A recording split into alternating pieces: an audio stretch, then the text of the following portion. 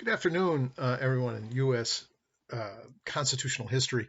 I was about three-quarters of the way through this video presentation on Articles 4, 5, 6, and 7, and I am a bit disorganized on my desk. I pressed something, and somehow the video stopped, and I lost the video I made. So here's for starting all over again, hopefully with a little redemption to get through this material. We're going to finish up. When we finish Article 4, 5, 6, and 7, we basically finish the structure of government section of the Constitution. Then it's the amendments, which relate to civil rights and liberties, the first 10, the Bill of Rights. But then later there are other amendments that either change the substantive nature of the Constitution or could relate to civil rights and liberties. But it's an amendment process that we'll talk about. And a lot of students really like that part of the course even more. And we'll spend more than 50% of the course actually on the amendments because of the civil rights and liberties that are contained therein. And I'm not trying to minimize by doing just one video or one section on Articles 4, 5, 6, and 7, but they're just more easily contained in a section. The framework of government's pretty much been spelled out and ruled upon from Article 1, the legislature creating the laws, Article 2, the president or the executive executing the laws, but also being the chief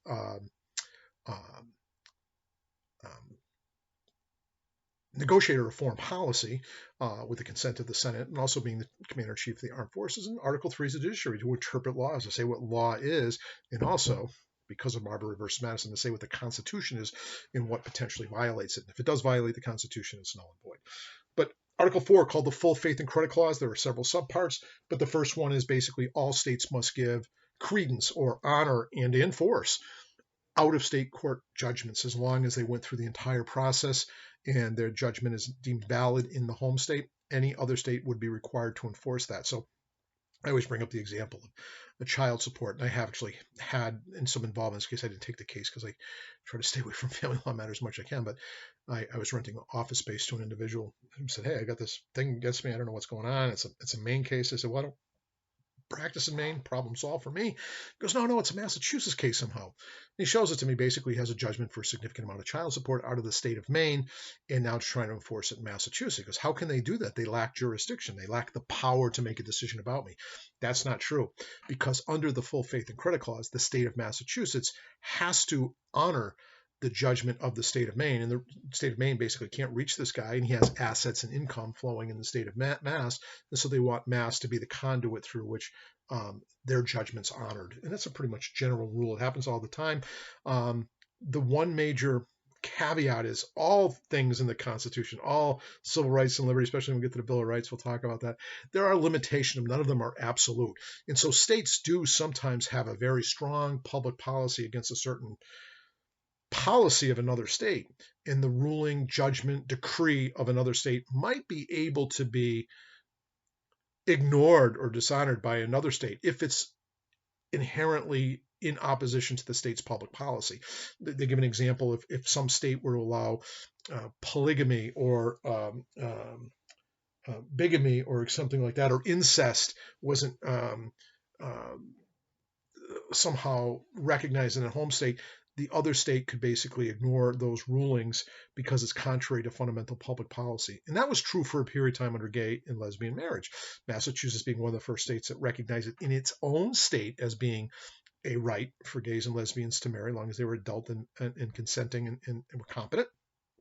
But their marriages weren't necessarily recognized because there was some case law under Article 4, Section 1, stating that if there's a substantial public policy against the principle, the foreign state wouldn't have to enforce it or recognize it. And then the federal government actually backed up that principle for a period of time under a law called DOMA, the Defense of Marriage Act. And so we had a very challenging period of time in our history where some states recognized it, some states granted it, and other states banned it. But DOMA reinforced the concept of federalism and allowed some states to not recognize, I think, in contradiction of Article 4, Section 1, and the Supreme Court ultimately agreed with me. DOMA was shot down as being a violation of that principle in one case, but then a later case under the 14th Amendment, gay and lesbian marriage became recognized as a fundamental right for all citizens throughout the country, so that became a moot point. But my crux of what I'm really trying to focus on here, generally speaking, all states must honor the rulings and declarations of other states in their court and legal proceedings, with very minor exceptions if there's a strong public policy against the principle in the home state that has some legitimacy, that doesn't violate some of the major constitutional principles that we recognize. Article 2 or Section 2 of Article 4 is the Privileges and Immunity Clause. Basically, no state can really discriminate against a person from out of state for most fundamental issues like jobs. Like if I went down to Connecticut and I applied to become an employee in the state of Connecticut, they could say, oh, our jobs are only given to Connecticut residents. As a general principle, that would be illegal under Article 4, Section 2, sometimes called the Comity Clause, Comity. It's pronounced comity, and I hate that. There are some exceptions to this principle. The one I told you before, there was an example for a period of time when the oil pipeline up in Alaska was being constructed. Alaska tried to create a state law that only Alaskans can work on it. That was deemed unconstitutional by the United States Supreme Court as being a violation of the Comity Clause or the Privileges and Immunity Clause. But generally speaking, if there's something within a state that's funded and or promoted for the residents of the state, they could charge higher rates, but not necessarily deny outright access to out-of-state individuals. I think of a perfect example is I live right in the Connecticut border. I'm a Massachusetts resident, but if one of my kids wanted to go to the University of Connecticut, they would probably have to pay an increased tuition fee as being out-of-state. And I remember people raising this even when I was younger, that I didn't really know much about the Comity Clause or the Privilege and Immunity Clause. And people argue, oh, it's against the Comity Clause, against the Privilege and Immunity Clause. You can't treat out-of-state citizens differently than in-state citizens. But because the in-state citizens probably paid income tax or real estate tax or sales tax within their home state to fund things like their state institution systems of colleges and higher education, they'd be basically mistreating their own home citizens if they didn't charge a different rate. And I always think of the park that's just down the road from me here. I live right on the Connecticut border in Massachusetts, but right across the border is a beautiful park system called Bigelow Hollow. And we would go down there and they would charge citizens of the state either no fee for weekdays and out-of-state citizens a modest fee, but on the weekends it was really amped up. And the reason why is, one is they had a rational reason to curtail out-of-state citizens from coming in because in-state citizens wouldn't be able to enjoy it much. But secondly, in-state citizens did what? They paid income tax and excise tax and real estate tax and all kinds of other things related to the funding of that state park. So not an absolute rule. Now, and the next one's about extradition. It's pretty straightforward. Anybody that commits a crime in one state can't seek asylum in another, although there's people talking about that sometimes. We have some states that say another state's laws are draconian and inappropriate, but not necessarily unconstitutional, and they try to flee that state to go to another one. You're not going to have any luck. You have to go try to find a foreign state, a nation that won't recognize certain extradition treaties with the nation of the United States. In the state of Massachusetts, you can't commit a crime here and then try to flee to another state and somehow seek extradition. What they do is they grab you, and then because there's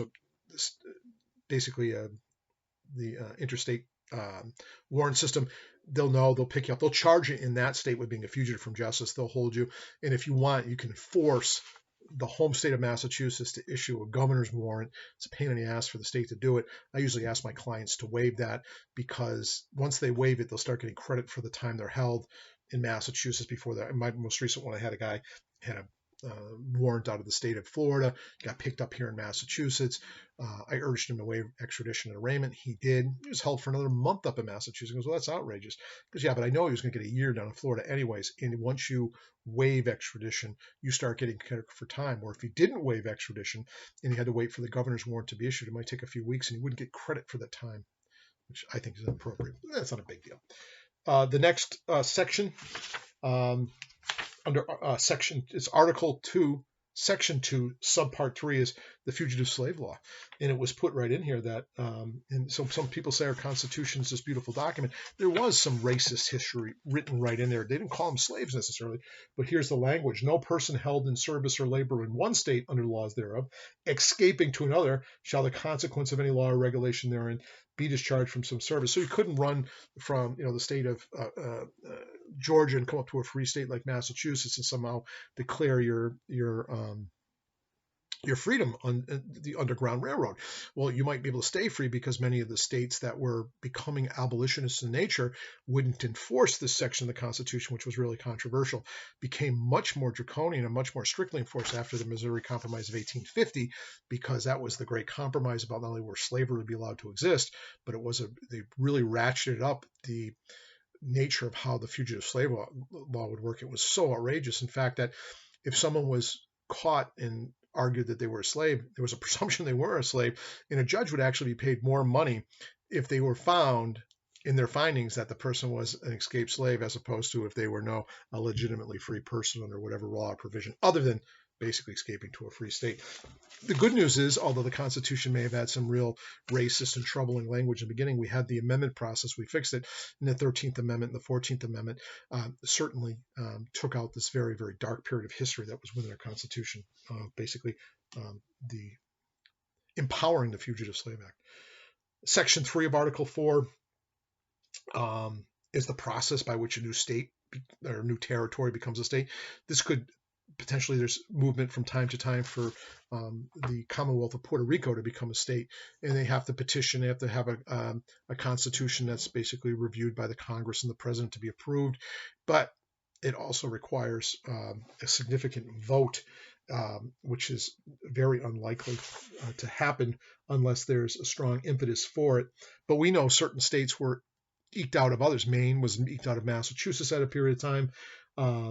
Vermont came out of New York, Kentucky out of Virginia, Tennessee out of North Carolina. But the process, I guess you might want to have it spelled out. But basically, it's Congress. But no new state shall be formed or erected within the jurisdiction of any other state, nor any state be formed by the jurisdiction two or more states or parts of states without the consent of the legislature of the states concerned, as well as the Congress. And there's push for this from time to time. It just hasn't happened. And it is, other than the territory of Puerto Rico, I don't know if there's any impetus for it anywhere else. The next clause, or the same under the same section, Congress shall have the power to dispose of and make any needful rules or regulations respecting a territory. We do have a lot of territories. Guantanamo Bay is the example. Bay is going to come up in a second in Cuba. Nothing in the Constitution shall be construed to prejudice any claims in the United States or any particular state. Basically, the federal government dominates the territories.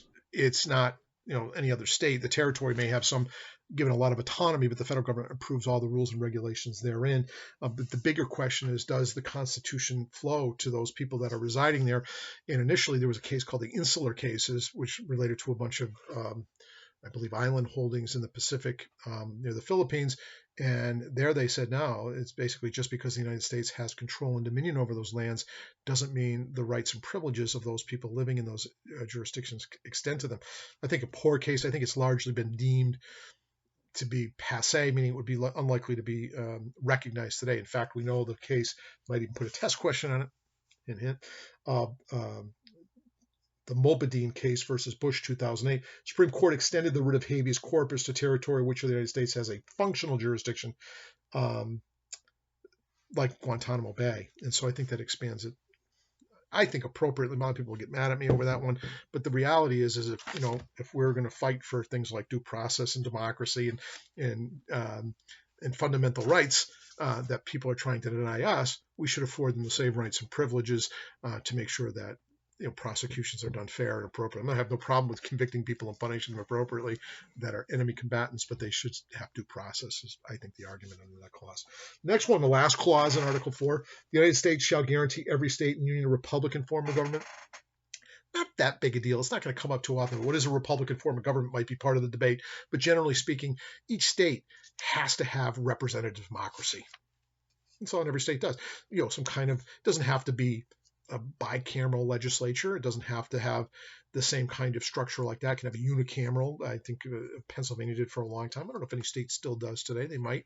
But Republican in the sense that there's a filtered democracy in every state guaranteed. So if any state tried to come over, we're going to appoint somebody, or someone's going to be a monarch in the state, or someone's going to rule it as one individual, some kind of an elected dictator as one individual, that violates the Republican form of democracy, where we have representatives come from regional affiliations. So pretty straightforward on that one.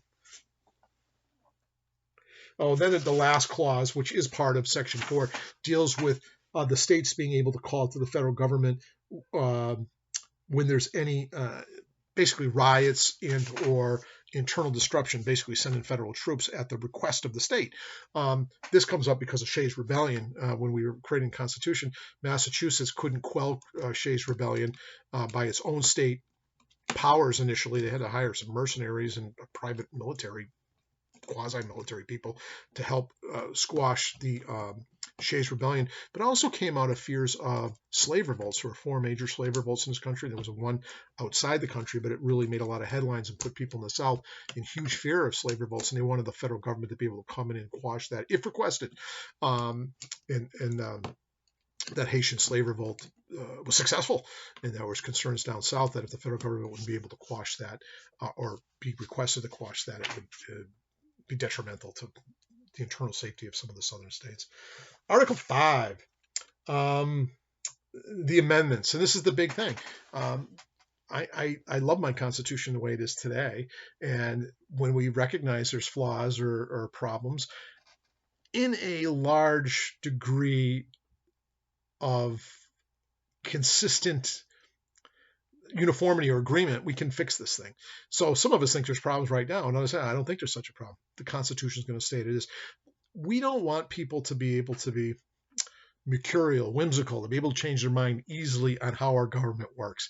If we did, I don't know if you know people, I have people like that in my life. Maybe I'm like that in my life sometimes, where I change my mind a lot. And when you have somebody who is a bit rudderous, or a government that's rudderous, constantly changing its position on how government will be structured, what the limitations of government are, what the government can do, it will create chaos. And the framers didn't want chaos, and they didn't want mob rule. So they wanted the people to be able to change, but only if there was a real impetus to do it, a real majority desire to do it. And they would have to go through a lot of hurdles to get it done in order to ensure it wasn't a quick rush to judgment in the heat of passion. Many of us, anybody that ever makes a decision in the heat of passion knows they often get ill gains. It's not a good decision to do it. So there's 2 methods. One's the most prominent one. We'll focus on that real quick here. Basically, 2/3, the president has anything to do with this, which is just interesting. The legislature, 2/3 of the House, 2/3 of the Senate, have to propose a new amendment to the Constitution. And it can be anything. It doesn't have to be wise. It doesn't even have, it could be terrible. It could be racist. It could be bigoted. It could be misogynist against women. It could be against children. It could be against certain ethnicities. If people are willing to support it, the Constitution rules. So you get 2/3 of the House and 2/3 of the Senate to agree on anything, pretty rare. But that's not where it ends. Because it's a country, this is where it gets more democratized. Because it's power from the people by the people, it has to be sent out to the states. And the states, 3/4 of them, which right now I think comes out to 38, 38 of the states have to agree with 2/3 of the Senate and 2/3 of the House wanted. Very rare. We only have 27 amendments. The first 10 came as a package 2 years after. So we really only have 17 amendments to the Constitution. We don't amend this thing very often. It's not easily done. There really has to be a broad-based understanding that we need the need for change. In fact, we couldn't even get an ERA amendment passed, basically guaranteeing equal rights to women. Part of it's the argument it's already been established under the 14th Amendment, but nonetheless, it seems like such a salutary and straightforward position to create, but there's controversy in that, and they couldn't get it done. Now, I'm not going to get too much into the nitty-gritty of like how long the states have to vote on that and whether a state could change its mind or not. The Supreme Court has basically suggested, and most legal theorists suggest, that a state, if it initially rejects an amendment, can later vote to approve it.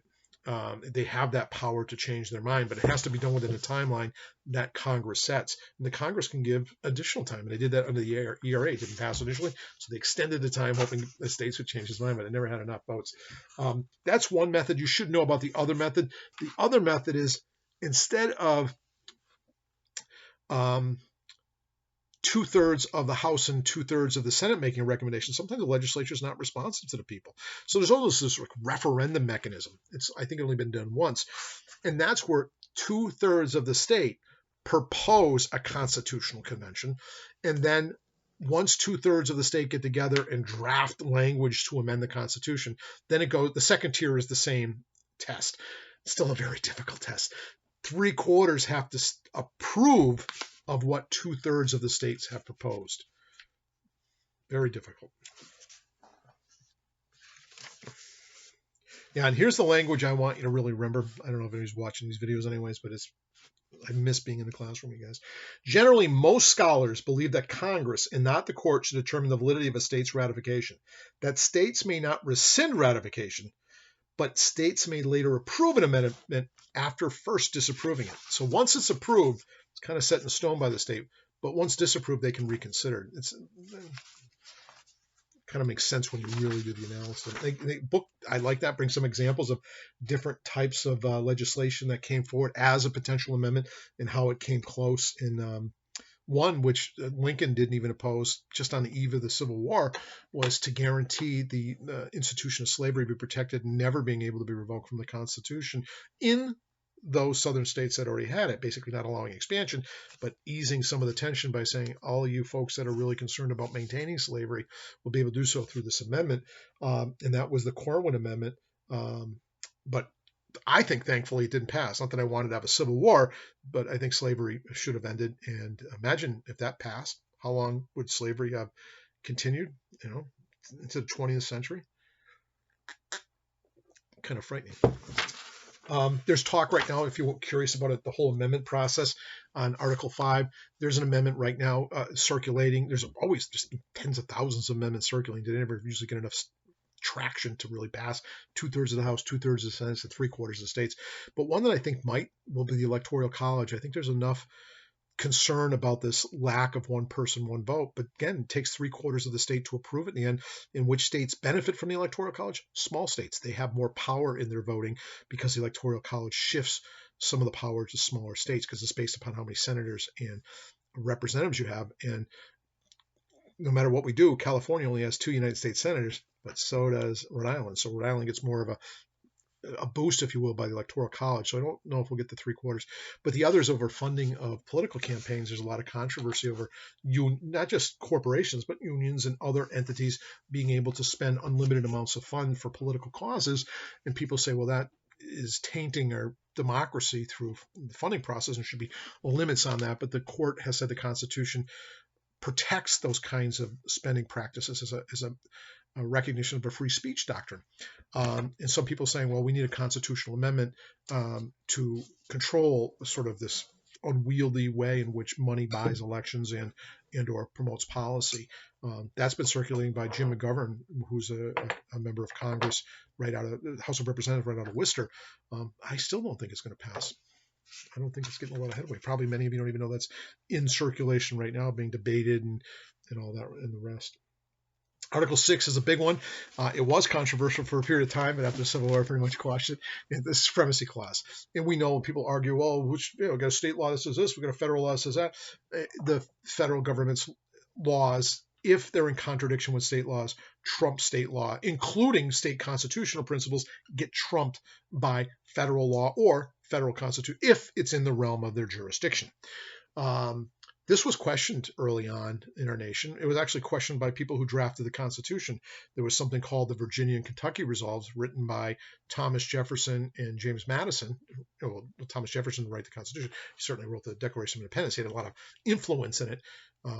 He was actually over in Europe negotiating some treaties at the time that the actual Constitution was written. But James Madison is considered the author in many respects of the Constitution. Many of the parts of it were drafted by him.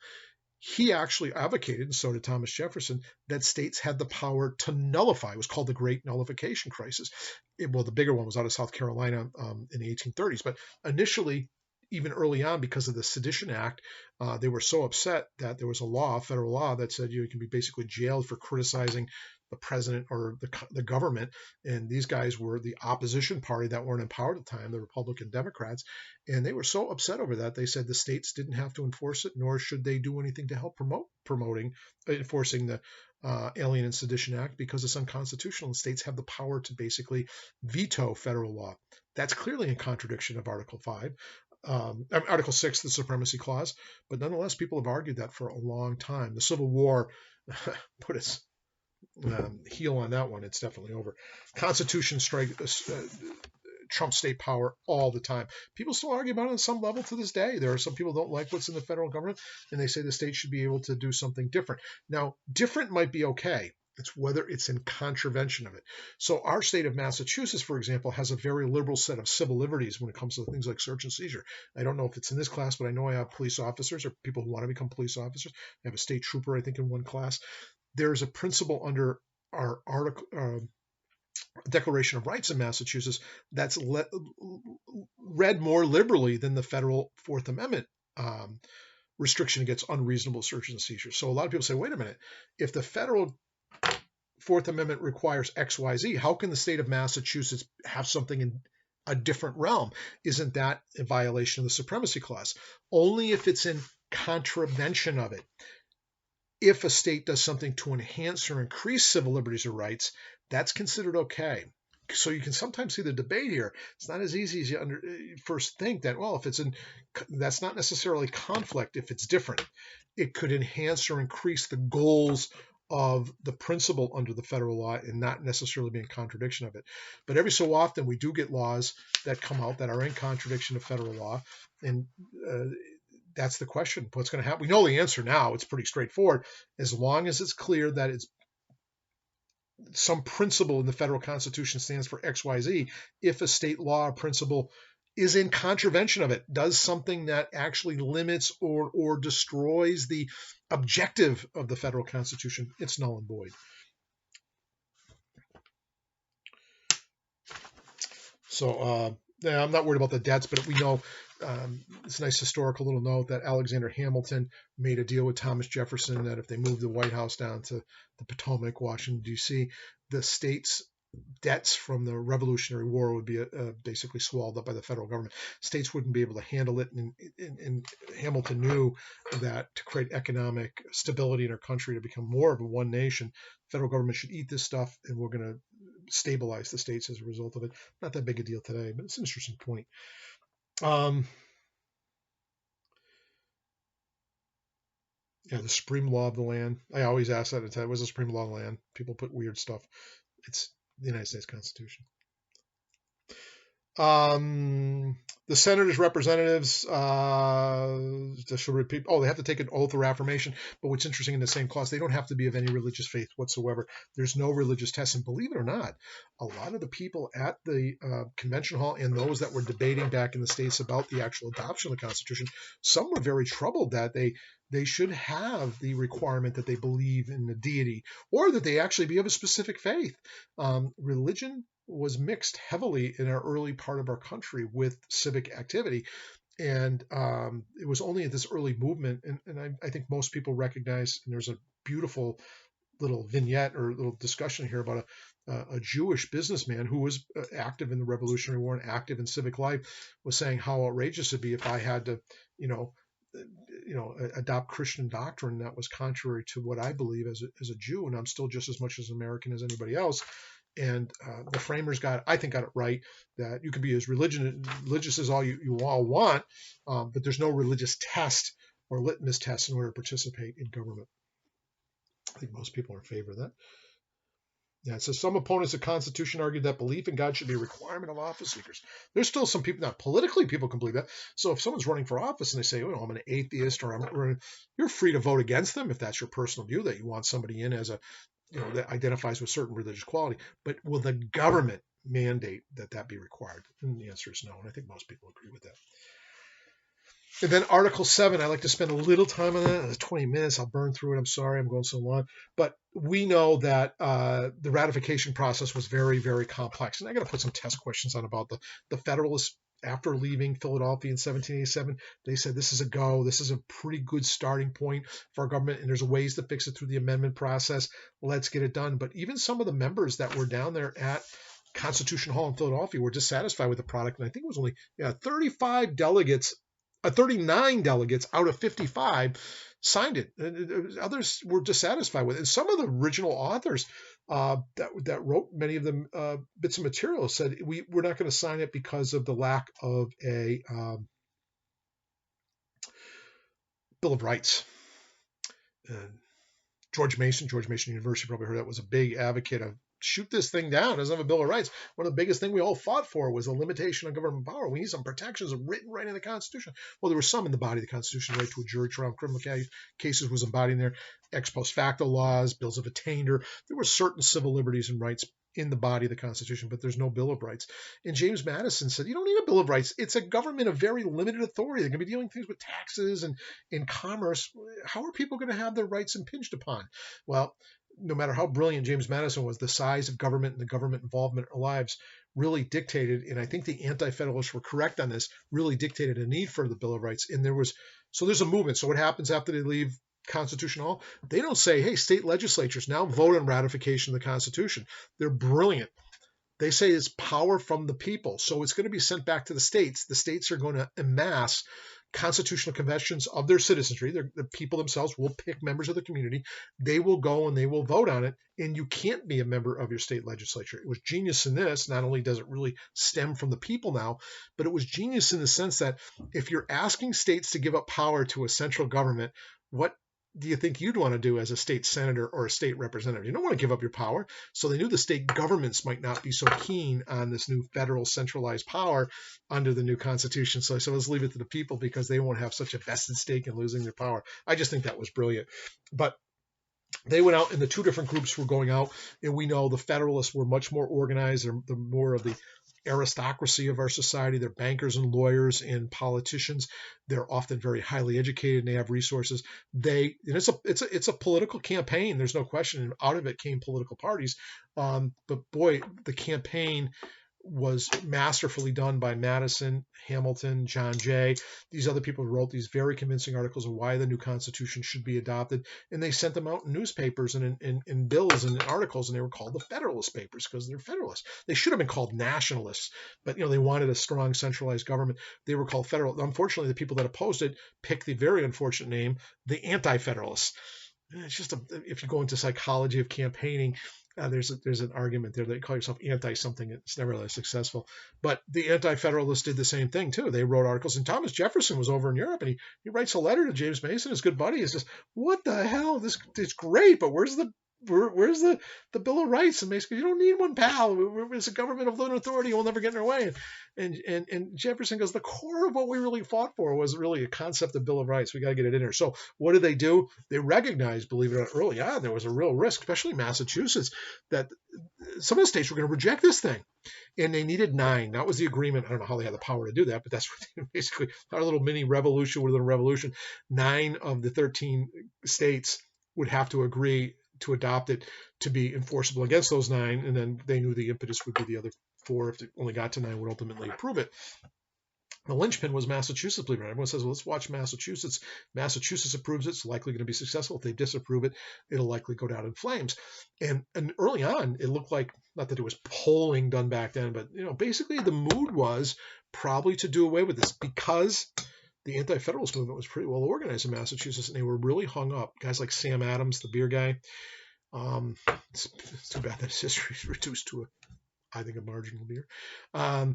They were against it. And so what did the Federalists do? They promised. And back then, remember, these people were all going to be members of Congress in likelihood, members of the Senate. They were men of honor on some level. On some level, they might not have been. On other levels, they were. They promised, the Federalists, to get this thing passed. We will put a Bill of Rights together at the very first Congress within the next year, and we will pass a Bill of Rights protecting things from unreasonable search and seizures, jury trials, right to confront witnesses, freedom of speech, freedom of religion. We're going to put that all in there. And they convinced people like Sam Adams to vote in favor of the Constitution. So once Massachusetts approved it on a very narrow margin, the other states finally follow along. They had 9 fairly early on, but Virginia, and it was the other major state. I think New York didn't vote on it yet, but it would be kind of a hollow victory even if you had 9 states voting on these major, colony states now. They were rejected. Eventually, all of them adopted. I think Rhode Island was the last. I think New Hampshire shut it down initially and reconsider. But anyways, it wasn't that easy a process. And I love the whole history behind it. And the famous art, I don't know, it probably comes up inverted on the video, but there's that video. I remember writing a paper in grad school about that famous newspaper article showing that writing of as each one went down, they'd eventually all adopt it. And they had to have that kind of process where they all become unified, and they did. And some of the anti-federalists, I think, were right. The federal government did become very powerful and omnipotent and gave up a lot of state sovereignty. We know after the Civil War that's certainly definitely true. Ben Franklin had some great quotes. I always love reading about Ben Franklin, but some of these people that wrote against it were very articulate as well too. But they really had the brains, the brawn, the money, and the mobilization the Federalists did to get this thing passed, and it did pass. Eventually, all 13 states joined. Oh, Ben Franklin's statement here. Some of you will like this one. It says, "Our new Constitution is now established and has an appearance that promises permanency because of the ability to change it and edify it and add new territories and new states and to change the document if it's fundamentally flawed." And we did some beautiful things and changing things about, obviously ending slavery, but also eventually recognizing civil liberties and rights for all citizens of the United States. It grows and grows and grows. We've done some wonderful things with the tool of amendment. But it says here, it says, "But in this world, nothing can be said to be certain except death and taxes." Ben Franklin had a lot of famous quotes during his time. But hey, Article 4, 5, 6, and 7, they're important, but there's not going to be those kinds of things you're going to probably deal with in daily practice as a practicing attorney or a police officer or an elementary school teacher. You do want to know things about the Supremacy Clause, that there's a process to amend the Constitution, that states have to honor the jurisdiction and rulings of other states for the most part, and that each state must treat citizens of other states on pretty much equal footing for the most part. Those are the critical things I want you to get out of it. But I do want you to recognize some of the darker parts of the history of our nation was in there as well. And that's basically the Fugitive Slave Law, basically saying, hey, the states actually have to cooperate in returning escaped slaves, and slaves can't gain freedom simply by escaping to those states that don't recognize slavery, which is a sad part of our history. But like anything else, hopefully there's a concept of redemption. And our country has come a long way in terms of law, at least, to become more consistent with the Declaration of Independence. I'll leave you with those thoughts. Be well.